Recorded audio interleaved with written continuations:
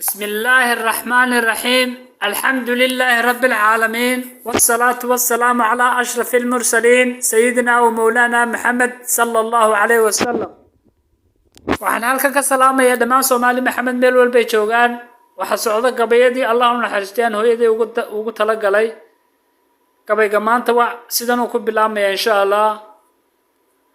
maxaad hooyo hawlkar ahayd, maxaad habeenana san iyadoo aroortii hawl ku sugayso, maxaad hufnayd hadiyad qaali oo mawluhu noo hibeeyay hooyo ahayd, dhimashadaadiina hoog bay nagu ahayde, hoggii la dhigaan dul heehaabayaaye, sidii hooyo aad nooga baxday baa halaag weyn weeye, naftaad u heesi jirteed u hagarbaxdaa hooyo kuu hilowday, waajibka hor leh waa ducada iyadoo eebba noo hirgeliye, hal marna ku hilmaami maayo hooyo kana habaabi maayo dhaqankii aad noo horseeday, ka halaabi maayo hilinkii xaqeed nagu hagi jirtay, hooraha jannada hooyo idinka alle u hooyo.